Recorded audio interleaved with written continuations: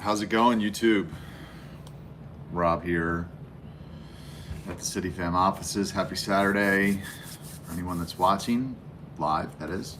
If you're watching in the future, happy whatever day it is.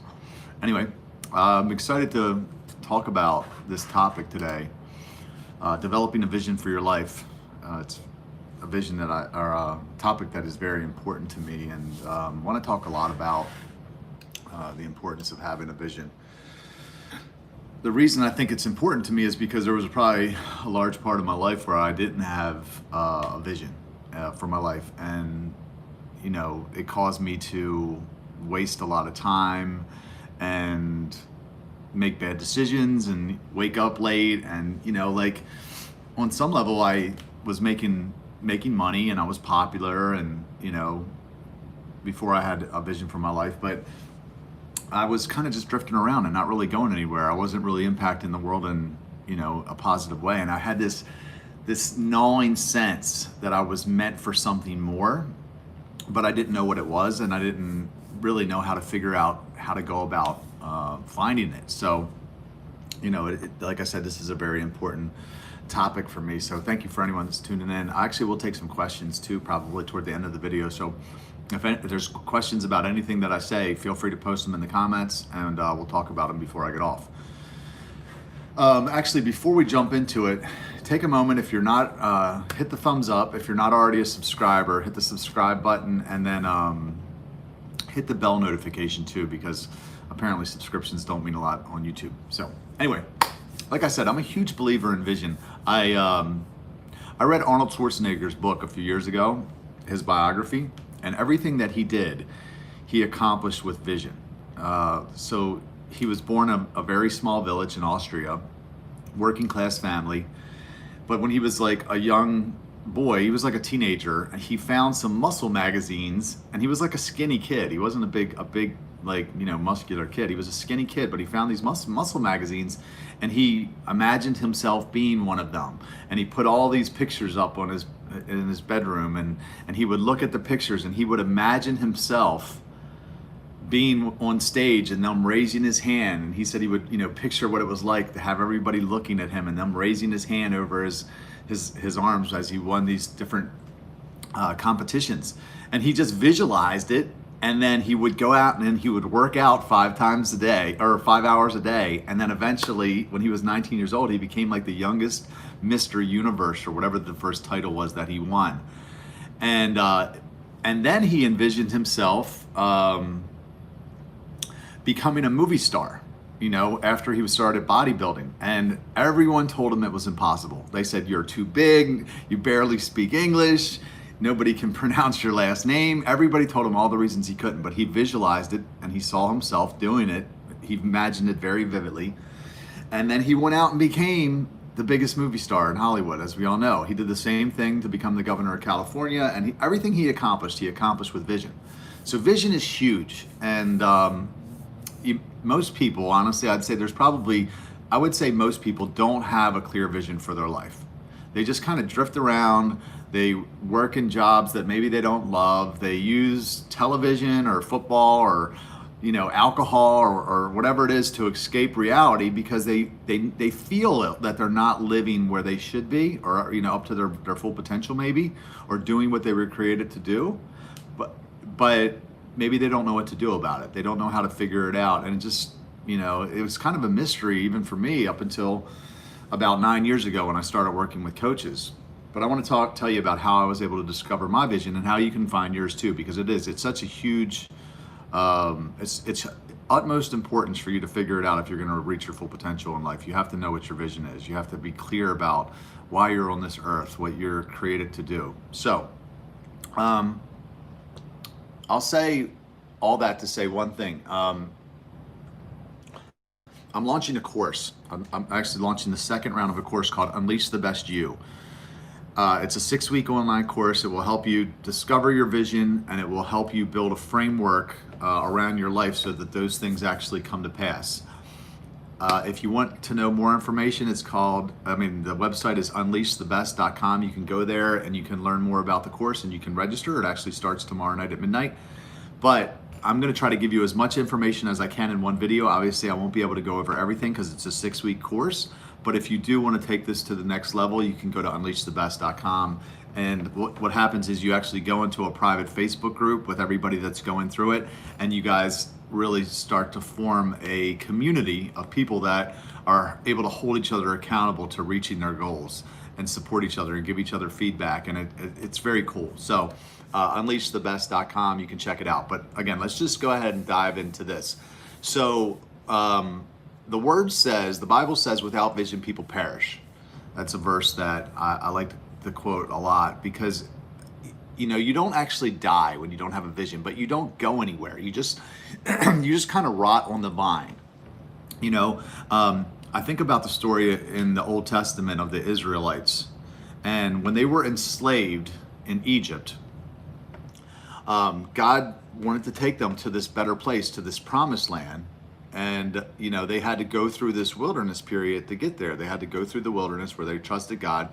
It was unfamiliar to them. It wasn't, probably fun in a lot of ways.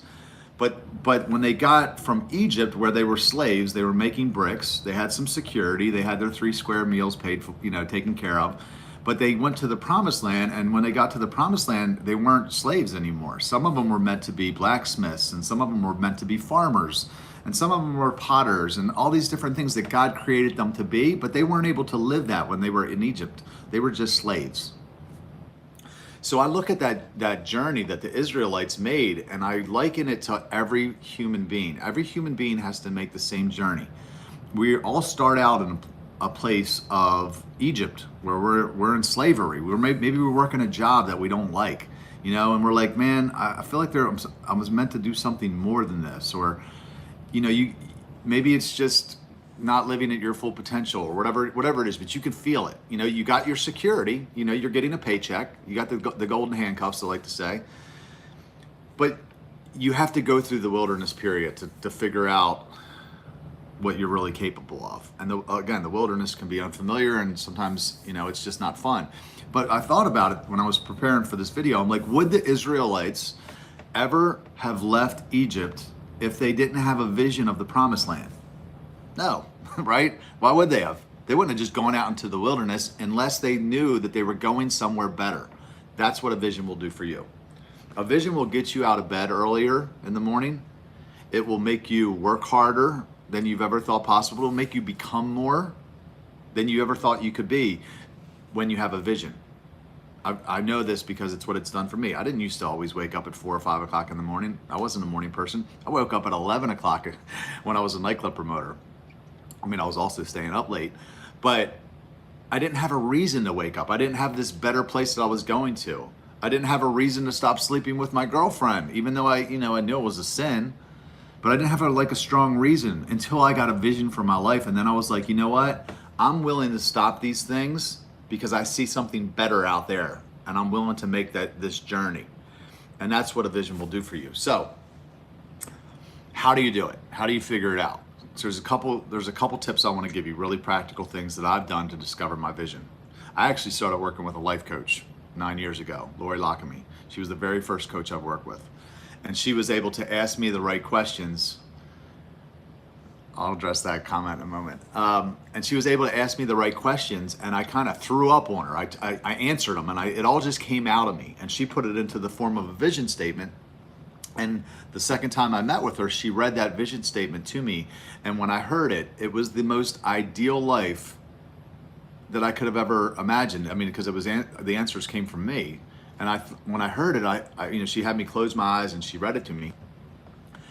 And I thought, if there's even a possibility that I could get to that place, I will change anything. That's what I said. And I did. And after that, I started making some hard decisions and some big changes. And I'm happy to say it's landed me in a place that I never would have dreamed possible before. I'm doing things that are far beyond anything that I would ever dreamt for myself. And I know that you can do the same. Whatever you think your vision is, I'll tell you right now, whatever you think you're capable of, whatever you think your full potential is, it's not that. It's far more than that. I used to think that I was going to own a corner bar in Canton, in a neighborhood in Baltimore. And I'm doing so much more than I would have ever dreamt, like I said, possible before. And the same is true for you. So If you can't afford a life coach or enroll a life coach, you can take my course, or you can do some of the things that a coach did for me. So these are some of the things that I want to have you do. The very first thing that I want you to do is I want you to write your own eulogy. This is something that we have people do in Unleash the Best You in the first lesson. The reason being is I want you to picture that you walk into your own funeral, and nobody can see you. You're there, but no one can see you, and you realize that you're dead, and it's 5 years from now, let's say. What do you want people to say about you? What do you want people to say you accomplished? How were you? What kind of friend were you? What kind of family member? What kind of son or daughter were you? What kind of contribution did you make to society? I want you to write that out. Because for me, when I did that exercise, it was a wake-up call. It shocked me. It was like, shit, this day is actually going to come one day. And you know what? People wouldn't say that about me right now. So I want you to do that. The very first thing I want you to do is I want you to write your own eulogy, because that is what it means to begin with the end in mind, because that day is going to come for all of us one day. And the trap that most people fall into is we get complacent. We get a case of the some days. Oh, one day I'm going to do that. One day I'm going to write a book. Or one day I'm going to, go visit my mom more. Or one day I'm going to blah, blah, blah. One day I'm going to get in shape. No, listen. They say there's 7 days in a week, and some day is not one of them. So I want you to write your own eulogy. I want you to sit down, and I want you to take an hour, and I want you to write down what you would want people to say about you at your funeral.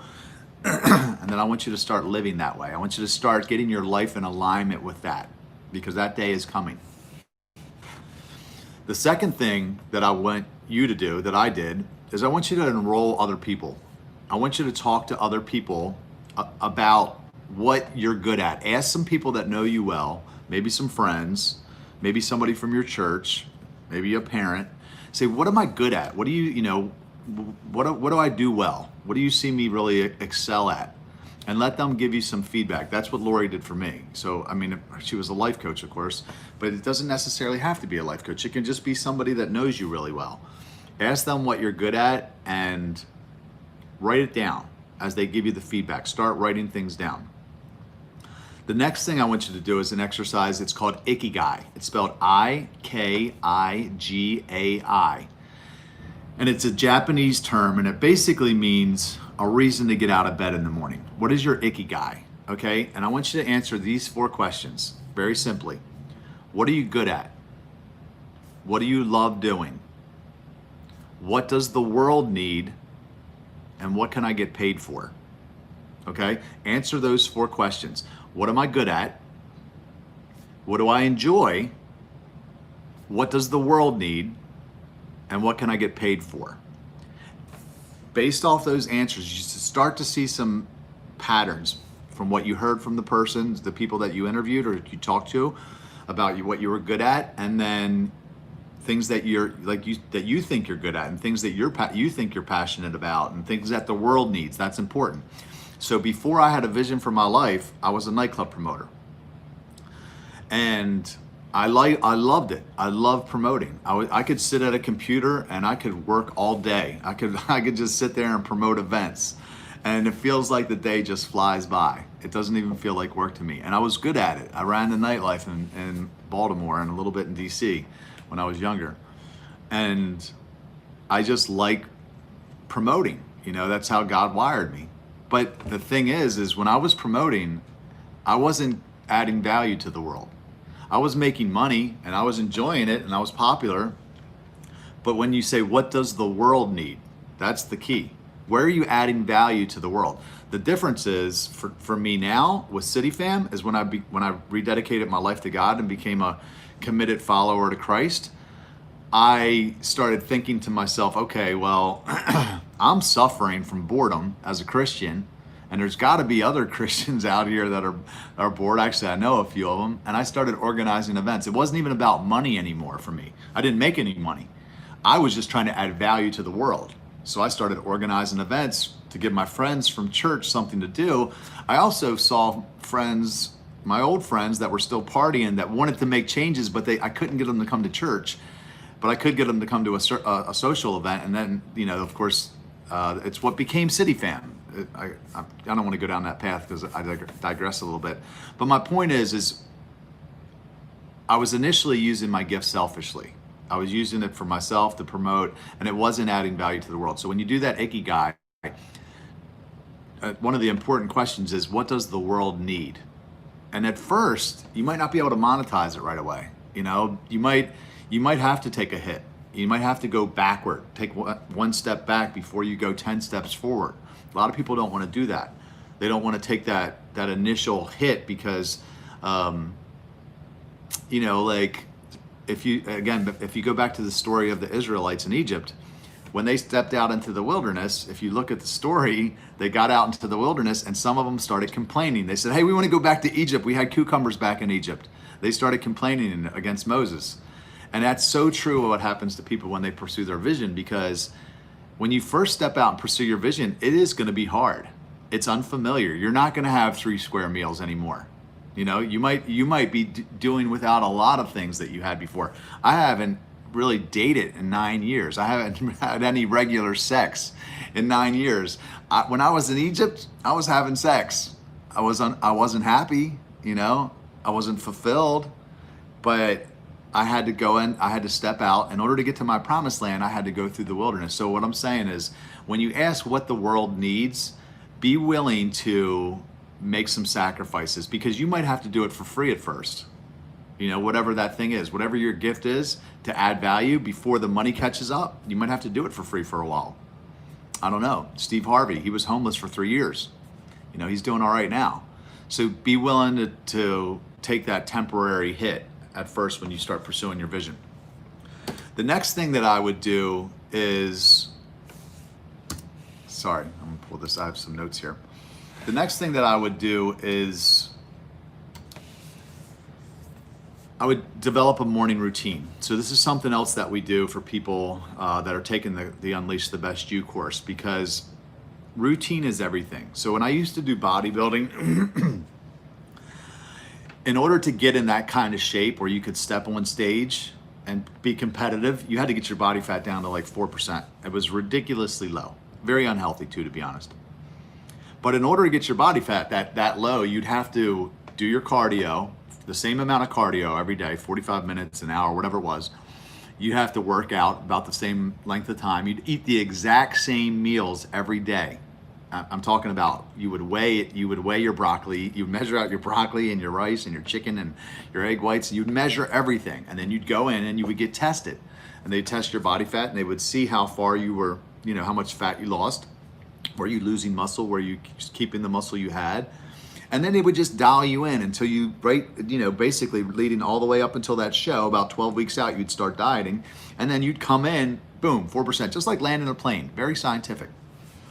That's what your morning routine is like. You have to do the same thing every day because you need to know what works for you. So for me, I like to get up early. I like to get up at 4 or 5 o'clock in the morning. And that works for me because I like to have, before 9 o'clock hits, I want to get my workout in. I go to do my, my whole little miracle morning that I do, which I'll tell you about in a moment. And then I want to get in, I want to do a jam session. I want to do something that requires some creative thought of mine before 9 o'clock hits. And that's what time works for me. Now, not everybody has to get up at 5 o'clock or 4 o'clock in the morning, but you might. And that's what part of your routine will tell you is most people don't have a routine. They just get up, in just enough time to throw some clothes on and go to a job that they hate. And then they complain about their job, but they don't do anything about it. What I want you to do is I want you to get up earlier, start getting up 1 hour earlier than you're getting up right now. And I want you to get into a morning routine. Some of the things you could do, and this is just what I do, is I get up and first thing I do is I hydrate. I drink a big cup of water, about 20 ounces of water with some fresh squeezed lemon in it and a little bit of sea salt. And then I get my bulletproof coffee and I go into my room where it's nice and quiet and I sit there in silence and I talk to God. Now, if you're not a Christian, you can meditate. I often tell people, look, if you don't believe in God, then just trust your gut because that is God. That's how God leads you, whether you know it or not. But get in there and just be quiet for a while and think and talk to God and reflect. If you get ideas, write them down. Put them into the notes of your phone. That's what I do. The next thing I do is I read a little bit of the Word. I read a little bit of the Bible. It's the only book that even claims to be written by God, as far as I know. So there's a lot of wisdom in the Word, and it's basically instructions for how to live. So I read a little bit of the Word, and then the next thing I do, which I think is super important, is I visualize. That's probably my, I can't say it's my favorite thing because I won't want to put it above talking to God. But visualization is huge. Okay, so this is how you do it. You sit on the edge of your bed or wherever, on your porch or wherever, somewhere quiet, and you close your eyes. And I want you to visualize your day. I want you to see your day as vividly as possible. Everything that you have to do. I want you to, I'll close my eyes and I see myself visualizing. I start at the very beginning and I see myself getting ready for work, and I see myself at the gym, and I see myself pushing myself hard while I'm working out. Then I see myself in the office working, and I see that meeting that I have where I walk in and I smile and I shake the guy's hand. I see everything that I know that I have to do that day as vividly as possible, how I want that day to go. Sometimes I'd visualize opening the email and getting some unexpected good news, and I'm like, oh my God, and I'll be sitting there smiling as I'm visualizing, because what it does is it creates neurons in your brain, and once you've already done the action, now your body just follows it. You've already went through all the reps in your mind, and now your body just does it. So I'll literally see my whole day, how I want it to go, all the way up until whatever time I work out, until I walk in the house and I go to bed. And then the second part is I visualize my ideal life, okay?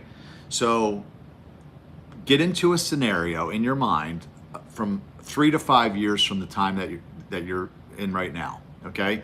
So you might think, well, man, in 3 years, I hope to have a house. I hope I'm married by then. Okay, great. Let's start there. Let's close your eyes. Start see yourself in a scenario where you're in that house with your wife. Maybe you're sitting there and you have your arm around her and you're watching a television show, and she goes, hey, do you want me to make some pizza bites? Or I don't know, whatever.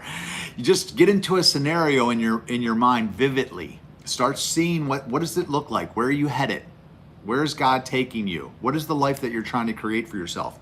Don't see the whole thing, but see a scenario in that life. I've pictured being at home, which is this bar that I'm opening, not trying to opening.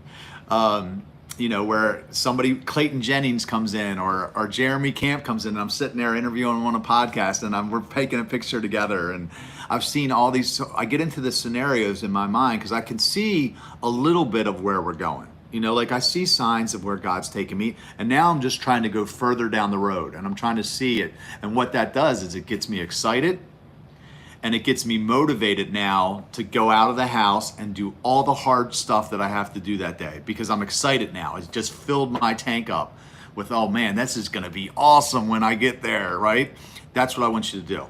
Because if you think about going back to the Israelites, when they were in the wilderness, do you think that they were dreaming about the promised land? Hell yes, they were. They were thinking about it, because it would have been too easy to stop, It would have been too easy to give up. It would have been too easy to maybe even go back.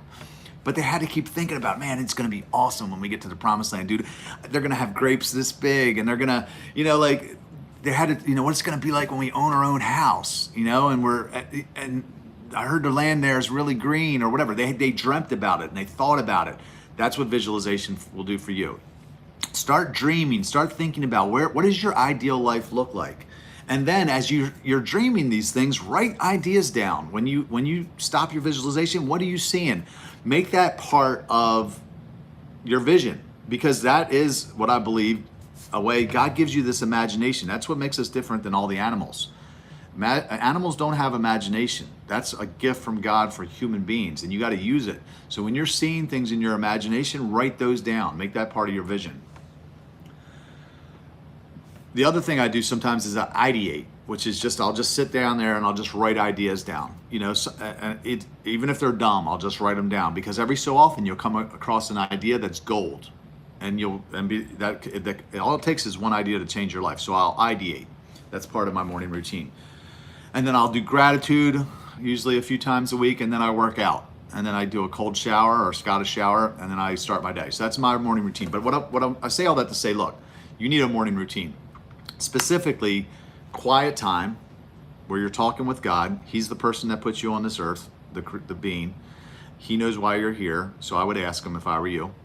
I would visualize, and I would read a little bit too. And you can also read books on people of great achievement, people that have done big things, people like Arnold Schwarzenegger, or there's tons of great autobiographies out there, but there's also books like Think and Grow Rich, which is another great book I'd recommend.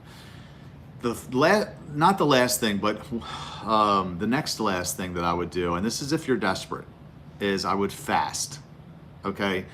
That's basically where you deprive yourself of something that you like for a period of time, okay? So it could be food, which is probably the most popular thing to fast, where you just say, okay, from sun up to sundown, or sundown this day, this is the easiest way, not the easiest way to do it, but this is one way to do it where you don't actually have to not eat for a whole day, where you just say from sundown on this day to sundown on this day, I'm not going to eat. So 24 hours. And during that time, you pray. You ask God, what is my purpose? What am I here for? What am I supposed to do? When you're desperate and you show God that you're that serious that you're not going to eat, or it could be social media, or it could be television, or it could be numerous other things, just something that you like, that you really don't want to stop doing for 24 hours or longer. Stop and ask him. He will reveal it to you. Now I'm going to tell you up front, he's not going to tell you everything initially. My vision is big, and I love it. I mean, it's probably the most valuable thing that I possess is the vision that God gave me. But he didn't tell me everything up front. He told me a little bit. And if you think about a vision like this, imagine that you're at sea. You're on a boat, and way off on the horizon, you see this little speck of something, and you don't know what it is. You're like, is that land? Or I don't know what that is. You go toward it. That's what I want you to do. If you think you know what it might be, if you sense it, I think it's something over in this area. I think it has something to do with kids, or I think it has something to do with the elderly, or for me, it was social events. I'm like, I think it has something to do with social events. I started organizing events called Clean, where I had 3 Christian bands in a bar, and I had 3 just cover bands together. And I didn't make any money at it. For me, it fed me. I was looking for something to do. I had friends that were bored from church, but I had some friends that I couldn't get to come to church, and I started organizing events. And that was my little speck, that I saw. I was like, I think it has something to do with this. Started doing things. So if you start moving toward it, start sailing toward it, what will happen is it'll start to become bigger over time. You'll start to see it more clearly. You'll be like, oh, it is land. And then eventually it becomes bigger as you get closer. You're like, oh my God, wow, this is huge. Then it becomes really cool. Your job is to go toward it. So you have to take action. God's not going to show you everything at once, but if you have an idea of what it is, you start moving toward it. You start doing things. I used to also do something a lot of people don't know called clean radio. I started a online radio station 8 years ago, and I'll tell you the idea because I do think it's great, and I want to bring it back actually one day. But if you took every song that was on a spectrum, from the cleanest song in the world to the dirtiest song in the world, right? And you put Amazing Grace over here, and you put Pop That Coochie over here, or whatever. Typically, Christian radio stations play this 25%. They play more of the really churchy stuff. And then secular radio plays this 50%. They don't really care what the message is as long as it's popular. I wanted to play this 50%. Edgy Christian, clean, secular. All in one radio station. So I did. I put a radio station together called Clean Radio. It didn't make any money. It wasn't what God wanted me to do, I don't think, at the time. Actually, I did get a lot of signs that he wanted me to start it, but then the door ended up shutting.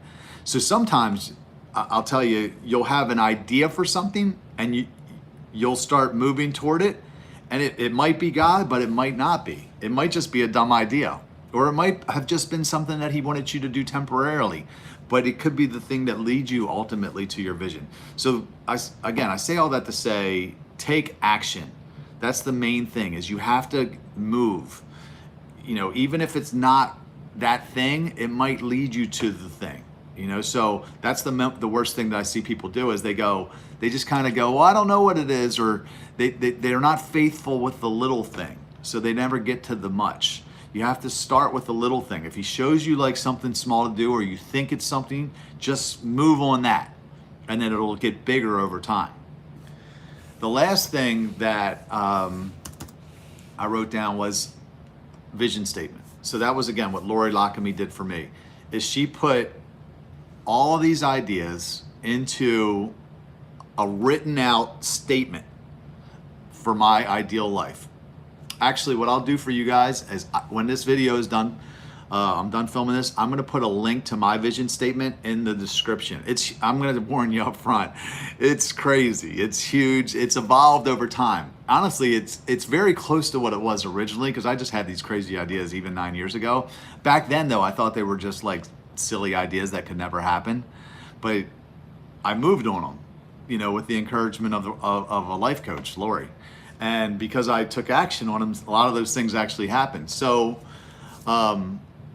put everything into a vision statement, and then what I want you to do is I want you to read that vision statement every day, because I want you to remind yourself of where you're going, and I want you to program your subconscious mind that this is the destination. And then what's going to happen is, if you believe in, you know, things like The Secret or the Law of Attraction, you'll start seeing things all around you to help you get there.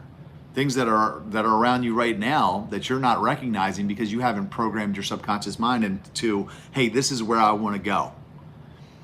So I want you to put everything into the form of a vision statement, and I want you to read it every day. What I do is I read mine into the notes on my phone. I just put it on my voice memo, and while I drive into work, I listen to my vision statement every day. And that's a big reason that I attribute a lot of the things that have happened, because I continue to remind myself, this is where I'm going, this is where I want to go, and I see, you know, I'm able to see things in my life because of it. So that's it. Let me go over those really quickly with you again. Eulogy. First thing you're going to do is you're going to write your eulogy. You're going to begin with the end in mind. Then you're going to answer Ikigai, those 4 questions. What am I good at? What do I like doing? What does the world need? What can I get paid for? Then you're going to enroll others. You're going to go out and interview some people that know you well. Ask them what you're good at. What do they see you really shine? Then you're going to develop a morning routine. You're going to, you know, I want you to try to get up at the same time every day. I want you to follow the exact same pattern every day, the exact same routine. I recommend quiet time, sitting there for 15 or 20 minutes in quiet. Talking to God is my suggestion. Listening for him to speak. I get my best ideas at that time in the morning, writing things down, and then visualizing, and then whatever other things you want to do. I like gratitude and reading. Fasting, if you're still not hearing anything, and then taking all your ideas and putting it into the form of a vision statement where you're actually describing an ideal scene, what your ideal life looks like, what your days are like, how you fill your time, who you spend your time with, you know, all of it.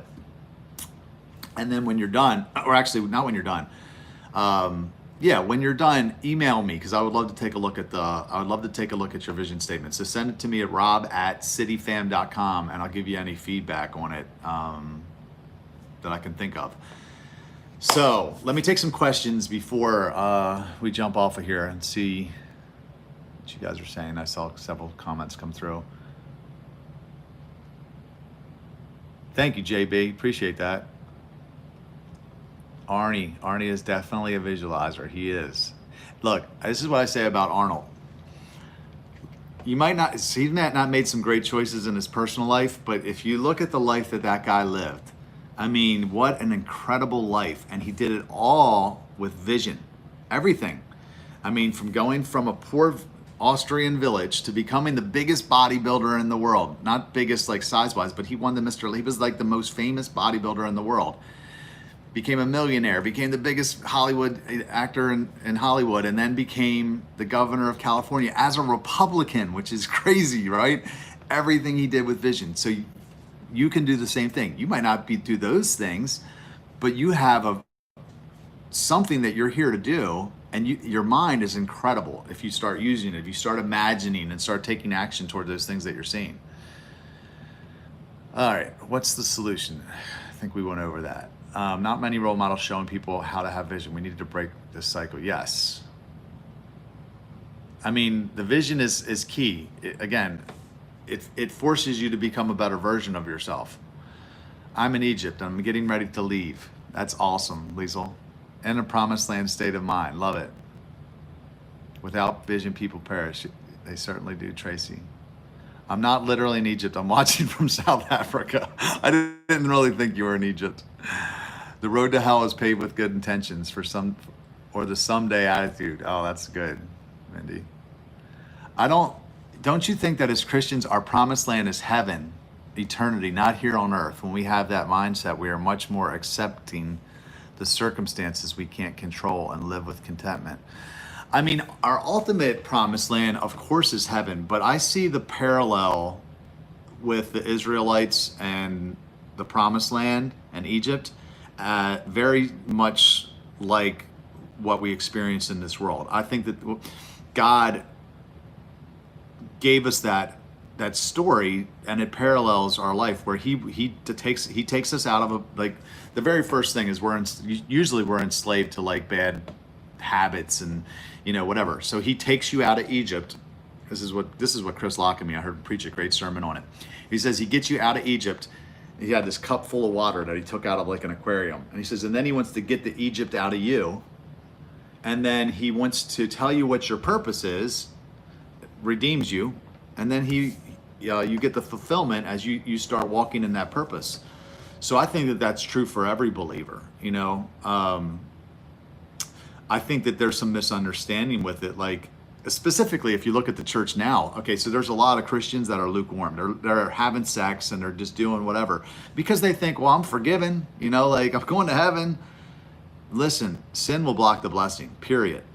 So if you knew that there was more that God wanted you to do and he had a purpose for you and something for you to accomplish, and you needed his help to do it, I'll be honest with you. The motivation to get God's help to help me with the things that he showed me to do that I knew I couldn't do without his help on my own, that kept me out of a lot of trouble. I didn't sin because I'm like, I need your help to get here, and I'm willing to not sin because I need it. And I think that is key. Now, if I just was like, well, my promised land's in heaven, I could go out and be a lukewarm Christian too, but even, like Terry asked the question, and I know Terry and I have a friendship. Terry, you have a vision to write a book, right? So that's a vision for you. That is part of your promised land, and I encourage people to pursue those things. But if you didn't have a vision, it just, like the word says, you perish. You just don't do anything. You don't grow. You don't reach your full potential. So hopefully that answered the question. Let's see here. All right. But are we just living our God-purposed life? Oh wait. Yeah. But are we just living our God-purposed life by just surviving instead of thriving? I challenge anyone with that question to think upon it. Exactly. Thank you, Lisa. Glad I'm making you think. We can thrive and be content. They are not mutually exclusive. I totally agree with that, Terry. You can thrive, and Paul says, I've learned the secret of being content whatever the circumstances, and that's a great skill set to have, is regardless, things are happening in my life now, but I've been following God for 20 years. It's not like they've been exciting the whole time at all. And I had to learn to find some level of contentment while I waited on God to use me, while I was really just on the shelf for many years. So, okay, your kingdom come, your will be done on earth as it is in heaven. Faith is now, as follows of Jesus' eternity is now. Our God-given purpose is to love God and love others and to spread the gospel. We are given a sphere of influence. Amen. Love it. And the thing is, I believe, especially if you're a believer, that probably is your promised land. You know, like if you're saying yes, it's to spread the gospel, 100%. That's what I want to do. But I want to do it with more people. I want to do it with more people than I was doing it with yesterday. And tomorrow I want to do it with more people than I'm doing today. And it's figuring out, how am I going to do that? You know, that is my promised land. That's God taking me into, but that's for me. Not everybody is, you know, necessarily wants to go out and evangelize the world, you know, but yes, love God and love people. I think that is across the board, but I think it is every believer's responsibility to go out and reach the lost, you know. So anyway,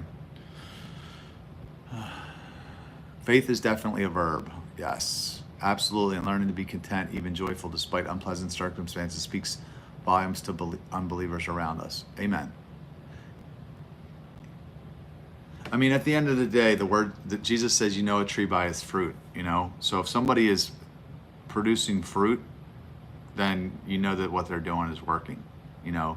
Not by what they say, you know? Not even by necessarily their good works, but it's their fruit. So are there changed lives around that person? Are people's lives getting changed? Are people meeting Jesus and their lives genuinely getting changed? Because if they are, you should sit back and clap, right? Because that person's fulfilling their purpose, you know, or at least cheer them on. We must be the light and salt of the earth, spreading our internal joy with others. I'm struggling with my vision board. Oh, sorry about that, Elaine. Reach out on the Unleash You group, see if we can help you. 6-week course is worth taking. I'm finishing it up right now. I'm fasting now, Friday dusk to Saturday dusk, for my DMP and vision board. So far, nothing. Definite major purpose. You're still struggling with that, Elaine? That was from week 1, if anybody doesn't know.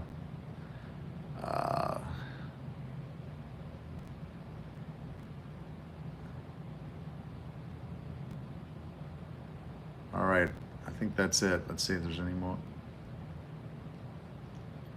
Is it possible to achieve self-actualization in this life and salvation in heaven?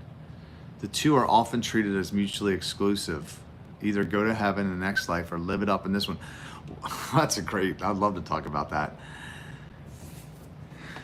I don't think it's the same question that Terry asked. Self-actualization isn't living it up, okay? Let's look at someone that lived it up. You know, I often reference Charlie Sheen. He lived it up. Is he self-actualized? Far from it. He is definitely not the best version of himself. He definitely didn't reach his full potential. He's a shell of himself. So self-actualization and living it up are not the same thing. You can go out and party, you know, and YOLO, you only live once, but you're not going to self-actualize. Actually, at the top of Maslow's hierarchy of needs is when you give it away. It's basically going back and being selfless. So that's what real self-actualization is. So if you're going to reach your full potential, it's probably going to require a lot of discipline, not the opposite of living it up, and a lot of sacrifice, you know? So yes, it's 100% possible. If you think about this, and I've said this before, Jesus, his followers, he could have called them anything, but he chose to call them disciples. And disciple is the root word of the word discipline. So if you're going to reach your full potential and make your biggest impact on this earth as possible, you're going to have to live disciplined. And it sucks. No discipline seems pleasant at the time, but painful. Later on, however, it yields a harvest of righteousness and peace for those who are trained by it. That's what self-actualization is. So yes, it is possible to do both. But it might not be what you think. Your idea of self-actualization where you're doing whatever, maybe you're on stages and you're preaching or whatever it is, maybe you're making all this money or whatever, that might not be God's plan. God's plan for your self-actualization might be to make no money. I mean, Jesus was homeless, you know, we don't know. But yes, it is possible to self-actualize and make it to heaven. I actually think that is God's will for each one of us. I was on a podcast yesterday and the guy shared with me, he said basically that his mentor's idea of heaven was showing up to heaven and meeting who you could have become, who you are, meeting who you could have become, and the two people being identical. So that means that you reached your full potential. You became who you were supposed to be. Who you are meeting who you could have become, and the two people were identical. Imagine if that's what hell is, though, where you show up, after this life is over, and you meet who you could have become, and you're nothing like them. When I think about when the Bible talks about hell, it says there will be weeping and gnashing of teeth. When you think of gnashing of teeth, that's associated with extreme regret. You're like, oh, that's when people gnash their teeth. Can you imagine if you show up to heaven or wherever you'll spend your eternity, hopefully heaven, and you meet the person that you could have become, and you see how far off you were, that you did not reach your full potential, you did not self-actualize, you didn't do all the things that God had for you, and that's where there's weeping and gnashing of teeth, maybe. It's this intense regret over knowing who you could have been and what you could have done. I want to help you avoid that.